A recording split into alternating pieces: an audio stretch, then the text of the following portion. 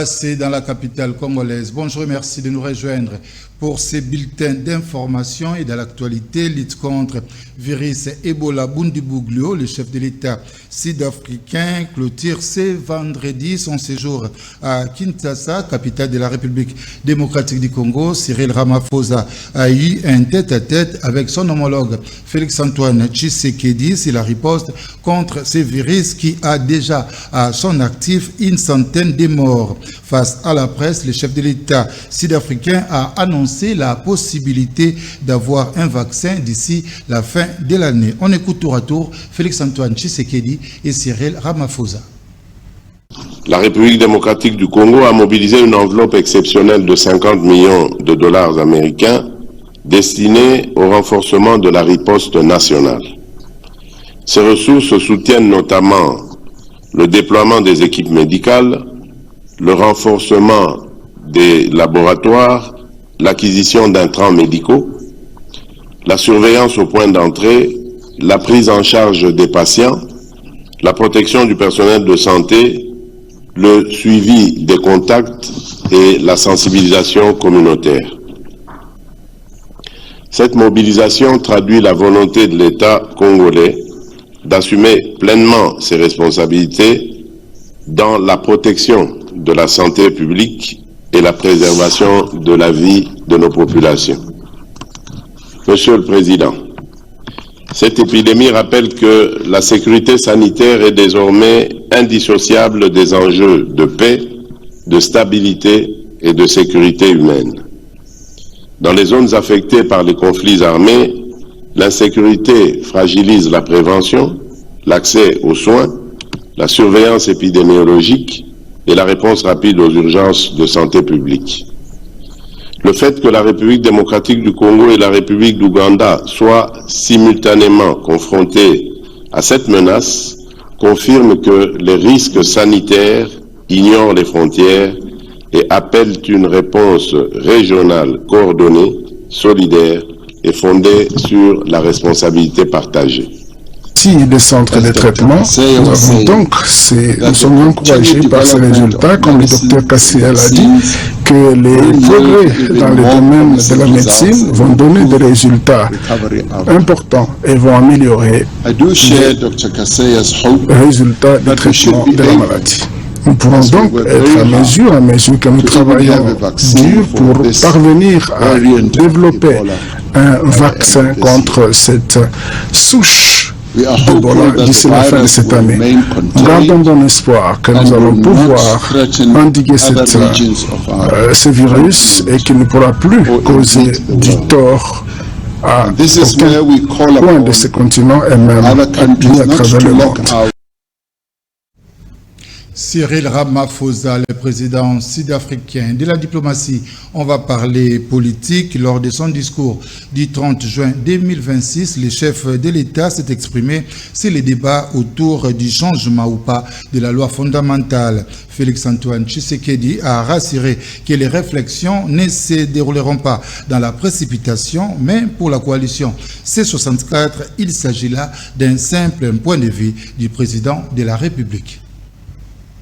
Les réflexions sur la Constitution ne seront pas menées dans la précipitation, rassure le chef de l'État, Félix Tshisekedi. Aucun débat touchant au pacte fondamental de la nation ne peut être conduit dans la précipitation, la manipulation ou l'obsession politicienne.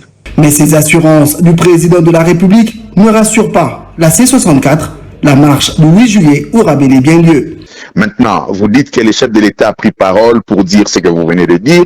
C'est son point de vue que nous estimons un peu comme un monologue, parce que vous savez que le chef de l'État a, de ses 7 ans d'exercice, a pris l'habitude de dire des fois une chose et son contraire. Et donc, ceci ne peut pas empêcher au peuple de pouvoir exercer ses droits et libertés fondamentaux et constitutionnels, notamment en matière d'expression de sa volonté ferme de défendre l'ordre constitutionnel. Mais cette marche est-elle une incitation à l'insurrection populaire? Maître Nicolas Lenga explique. Un appel au soulèvement populaire se dit, s'exprime. de façon distincte à une marche pacifique qui proteste contre une série d'activités tentant à vouloir renverser l'ordre constitutionnel. Et c'est comme ça que le peuple se prend en charge ensemble avec la C64 dans le cadre de cette marche prévue le 8 juillet. Le 8 juillet, la C64 envisage marcher jusqu'au Palais de la Nation pour exiger la démission du chef de l'État. Trésor Kabongo, la coalition C64 tiendra bel et bien sa marche du 8 juillet 2026 jusqu'au Palais de la Nation pour exiger la démission de Félix-Antoine Tshisekedi. Martin Fayulu Madidi, membre du présidium de cette plateforme de l'opposition, appelle la population congolaise à adhérer massivement à cette marche. À rejoindre la grande marche nationale le 8 juillet 2026. Ce jour que chaque avenue de Kinshasa, chaque rue de Lubumbashi, chaque quartier de Goma et d'ailleurs à travers le pays deviennent le miroir de notre refus de revenir en arrière. Marchons avec amour, sans peur. Disons non au changement de la Constitution. Exigeons la démission de Félix Tshisekedi pour tentative de violation de la loi fondamentale qu'il a juré de défendre, Bible à la main. À mes frères et sœurs de la diaspora, vous êtes le Congo hors de ses frontières. Levez-vous. Le Congo a besoin de vous. Maintenant, pas demain. Souvenez-nous que la force d'une nation ne réside pas dans ses seules richesses naturelles. Elle réside dans sa capacité à respecter sa constitution, à protéger ses libertés et à transmettre aux générations futures un État plus juste, plus fort et plus stable. Inspirons-nous de l'esprit de Lumumba qui appelait les Congolais à bâtir un pays fondé sur la justice, la dignité et l'unité nationale. Et cette marche de l'opposition, vous avez bien suivi Martin Fayulu Madidi, le leader décidé, la marche du 8 juillet 2026, prévue par la coalition C64, n'est qu'une comédie. Elle ne vise aucunement les intérêts de la population congolaise. C'est le point de vue de Diabanza Dia Mwananene, cadre de l'Union pour la démocratie et le progrès social. On l'écoute.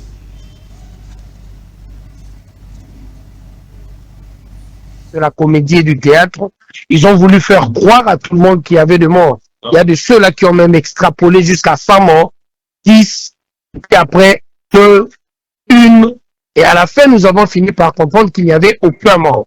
CNDH a confirmé, et jusque-là, nous ne les avons pas vus enterrer quelqu'un qui était tombé comme militant.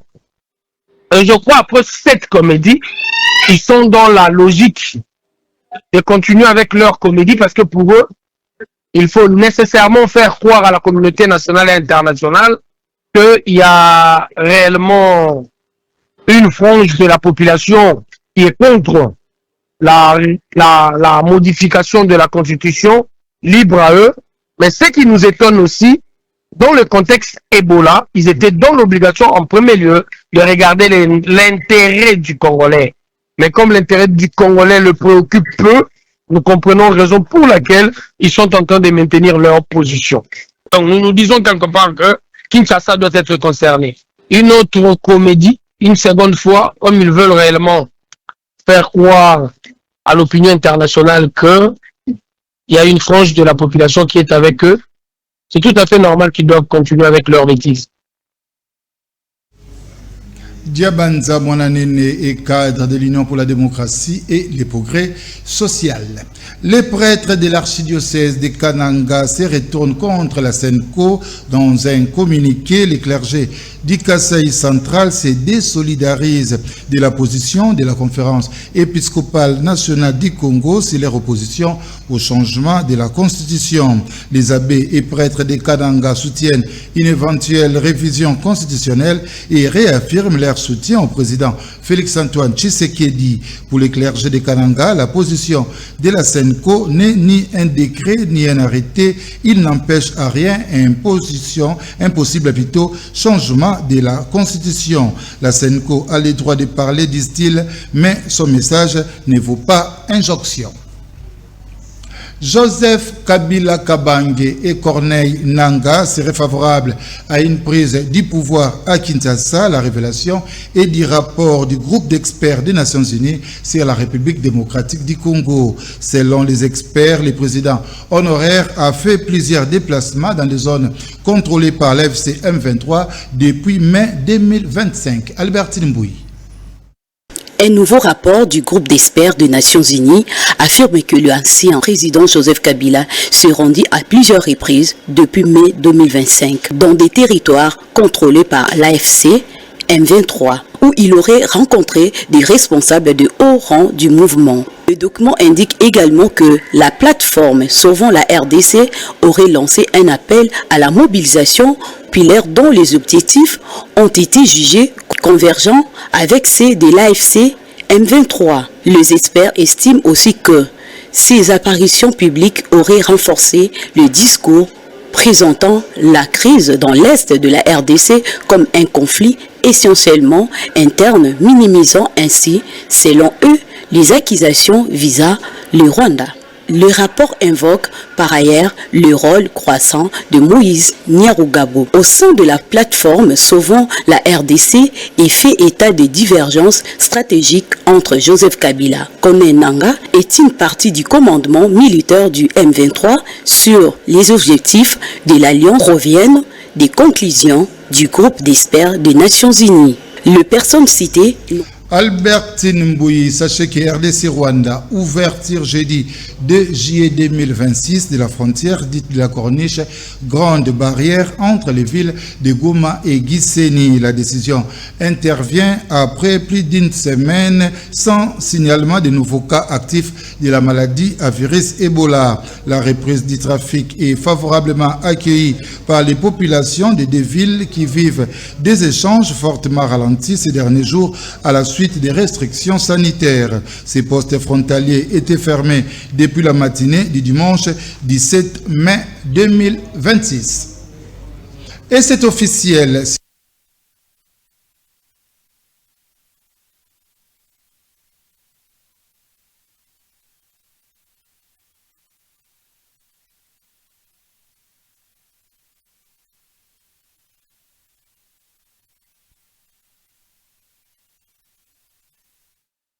Les mesures conservatoires a été prise par le VPM Jacquemain Chabanuluko. Cette mesure de suspension fait suite à un message officiel adressé au gouverneur du Kasaï qui indique que l'acte posé par l'autorité urbaine devant la population constitue une faute grave. Ces faits qui ont fait les tours des réseaux sociaux se sont déroulés dans le cadre d'une mobilisation visant à changer la Constitution. Voici les images, Faustin Lumuluabo avec zèle et arrogance déchirer la loi fondamentale. Cette loi sur qui toute autorité tire sa légitimité. Ces images choquent. L'arrogance frustre l'opinion. Le maire de Chikapa est obligé de réparer, mais l'homme reste moins humble. La question n'est rien d'autre que changement de la Constitution. Quel que soit l'empêchement, quel que soit tout ce qu'on peut monter, nous, on ne peut pas reculer pour clamer tout le changement de cette Constitution. Avec fierté, le maire de Chikapa a déclaré que nous devons changer cette Constitution parce que nous ne la respectons pas. Constitution déchirée à Chikapa, baleine préservée à Mwanda. La baleine de Mwanda sera enterrée selon les normes internationales. Les monstres aquatiques qui sera ni dépecé ni partagé dans les ménages, rassure les chefs d'antenne de l'ICCN Mwanda. L'animal de 7 mètres de long et 5 mètres de large, pesant près de 8 tonnes, retrouvé en détresse la nuit de mercredi et mort jeudi. Après l'échec des tentatives de sauvetage, une parcelle a été réquisitionnée entre-temps pour sécuriser l'animal par des éco-gardes. L'accès est interdit aux personnes non autorisées. Des eaux, on va parler football mondial 2026. L'heure est déjà au bilan pour les Léopards de la République démocratique du Congo. Une défaite, un match nul et une victoire sont là les données de leur point de vue dans cet élément. Ce sont des chroniqueurs et analystes politiques plutôt sportifs qui ont donné leur point de vue dans cet élément de Betty Mbouyi. De la participation des Léopards de la RDC à la 23e édition de la Coupe du Monde de la FIFA 2026. Les journalistes sportifs de la RDC ont réagi à leurs prestations plus précises, fait montre notamment en affrontant des équipes de haut niveau et de grande renommée. Mon bilan est satisfaisant parce que vous avez compris que nous étions dans un groupe difficile avec le Portugal, la Colombie, l'Ouzbékistan, mais on a été troisième, pas ridicule contre le Portugal qui a été accroché. Pas ridicule contre la Colombie, la mission a été battue 1-0. Et puis on a fait une toute première victoire dans une phase de Coupe du Monde. Donc pour moi, c'est déjà ça notre Coupe du Monde. Pour moi, le bilan de Léopard au Mondial 2026, il est positif. Pour en retour, après plus de 52 ans d'absence, ils ont atteint, il faut vous dire que cette prestation de nos Léopards a été saluée par beaucoup de sportifs dans le monde entier. Déjà, on a marqué des points et grâce à notre mindset élevé, aujourd'hui on peut se dire, nos Léopards ont démontré qu'ils pouvaient rivaliser avec des grandes nations. Après et de la qualification historique en 16e de finale.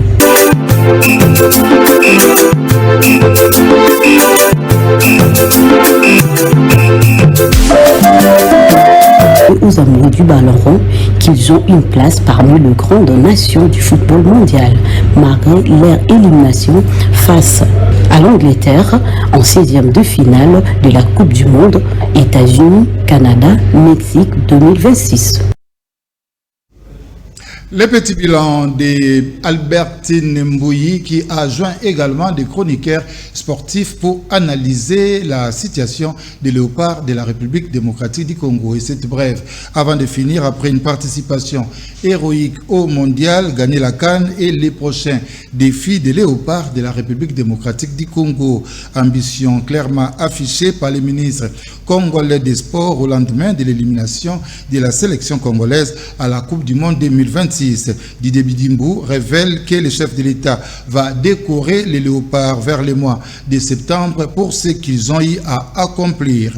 Et pour ce qui est de ces mondiales, pendant 7 ans, un des adversaires de la République démocratique du Congo qui continue à accomplir des records. La nuit dernière, le plus vieux joueur a disputé un match de la phase éliminatoire directe de la Coupe du Monde à 41 ans, 147 jours. Cristiano Ronaldo a permis au Portugal d'égaliser en transformant un penalty à la 68e minute avant que Ramos n'assure la qualification du Portugal au temps additionnel face à la Croatie. Homme du match, 3e but au Mondial 2026, 11 buts à l'ensemble des Coupes du Monde. Il est le seul joueur à avoir marqué en 6 éditions de la compétition.